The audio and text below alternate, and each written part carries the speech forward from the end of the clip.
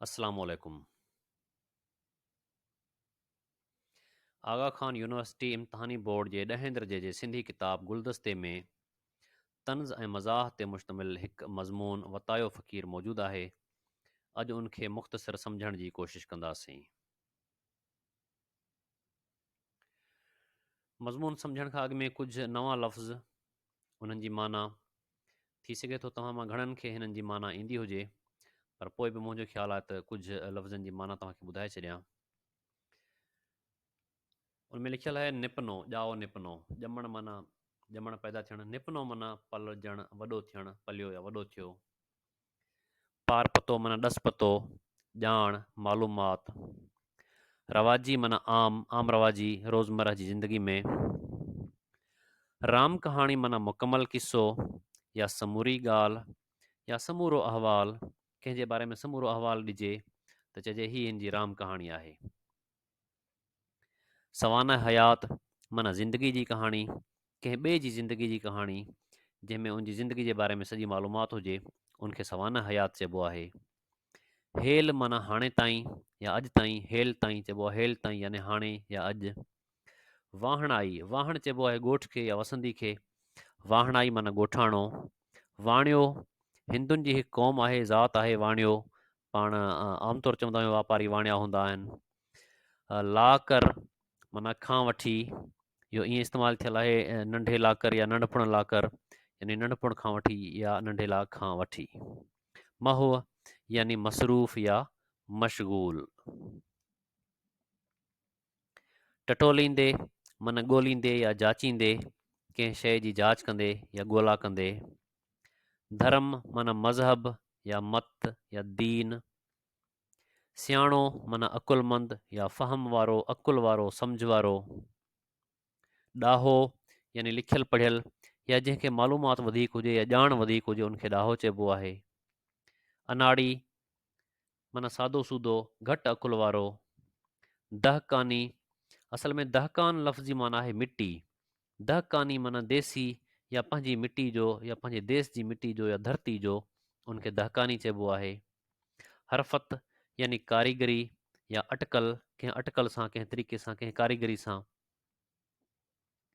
अज़ाज़ील, इब्लीस जो हिकु नालो आहे अज़ाज़ील। अज़ाज़ील इब्लीस अलाह जो फ़रिश्तो हो, उनखे अज़ाज़ील चइबो आहे। अयाणो, अयाणो माना चरियो, जेको सियाणो न हुजे। सियाणो लफ़्ज़ जो ज़िद आहे अयाणो, चरियो या बेगानो। साञा यानी सोच, अकुल या सम्झ। फ़लीसोफ़, फ़लीसोफ़ चइबो आहे फ़िलासफ़र खे। फ़िलासफ़र यानी ॾाहो या हिकमत वारो। मुफ़क्किर माना सोच वीचार कंदड़। मक़ाम माना कब्रिस्तान। लंघ माना रस्तो, लंघण जी जाइ या घटी। शाहींग यानी ठग या चोर। तॻाइण माना चोरी करणु, कब्ज़ो करणु। चूचड़ी, चूचड़ी चइबो आहे चौंटी खे। चौंटी बि चइबो आहे, चौंती बि चइबो आहे, उलो बि चइबो आहे। इहो उहो हूंदो आहे जंहिं कख या काठी जी चोटी खे बाहि लॻल हुजे, उन बाहि खे हिकु जॻह खां खणी ॿिए जॻह ते वञिजे त उनखे चूचड़ी या चौंटी या उलो चइबो आहे। झटि पलक यानी झटि में, थोरी देरि अंदरि। जमदूत, जमदूत यानी मलाइक या फ़रिश्ता। भठीअ वारो यानी खूरीअ वारो, सिरूं पचाइण वारो, बाहि ॿारण वारो। नानवाई माना नान या मानी पचाइण वारो। आग माना बाहि। कोटा माना हिसो। पूंजी, पूंजी चइबो आहे जमा पूंजी, यानी गॾु कयल दौलत, मिल्कियत। पॼणु माना सड़णु या पचणु। लोधे कढणु माना तड़े कढणु, निकाली ॾियणु। वारिद थियणु माना अचणु या पहुचणु। चिलमची यानी हथ धोराइण जो थांव। हिकिड़ा ॿाहिराड़ी में ॻोठनि में हथ धोराइण लाइ थांव हेठां रखियो वेंदो आहे, त उनजे मथां माण्हू हथ धोईंदा आहिनि, जीअं मिटी ते पाणी न किरे ऐं कपिड़ा वग़ैरह ख़राब न थियनि, उनखे चिलमची चइबो आहे। नोश करणु यानी खाइणु पीअणु। हिन मज़मून में ॿ टे इस्तलाह बि इस्तेमालु थियल आहिनि। हिकिड़ो आहे ॿिटंगो फासणु। ॿिटंगो फासण जो मतिलबु आहे बिल्कुलु फासी पवणु या अहिड़ो फासणु या क़ाबू थी वञणु या क़ैद थी पवणु जंहिंमें आज़ादु थियण जो आसिरो न हुजे, उनखे ॿिटंगो फासणु चइबो आहे। अंदरि जो सोझिरो हुजणु, उहो चइबो आहे जंहिंखे फ़हम ऐं सम्झ हुजे, जंहिंखे अकुलु हुजे, उनखे चइबो आहे त हिन माण्हू खे अंदरि जो सोझिरो आहे, यानी सोच सम्झ वारो माण्हू आहे। कल थिड़णु यानी अकुलु घटिजणु, चरियो थी पवणु। मतियूं ॾियणु यानी अकुल ॾियणु, ॿियनि खे सेखारणु। इसरार परूड़नि यानी राज़ सम्झणु या राज़ ॻोल्हणु। हिन मज़मून जो हासिलु मक़सदु मुख़्तसर ही आहे त हिन में हिकु त वताए फ़क़ीर जो मुख़्तसर तारुफ़ ॾिनल आहे त वताए फ़क़ीर केरु हो, किथां जो हो, ऐं मुख़्तलिफ़ मज़ाहिया ॻाल्हियुनि जे ज़रिए अकुल जूं ॻाल्हियूं सम्झाइणु।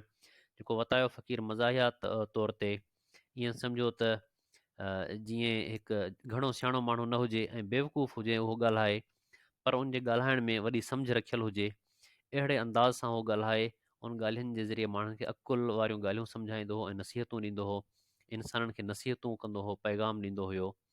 इहो आहे हिन मज़मून जो हासिलु मक़सदु। आख़िर में तव्हांजा के बि सुवाल, राया ऐं तजवीज़ूं हुजनि त हेठि कमेंट्स में ज़रूरु लिखिजो। ऐं तव्हांखे जवाबु ॾियण जी ज़रूरु कोशिशि कंदुसि। तव्हांजी वॾी महिरबानी।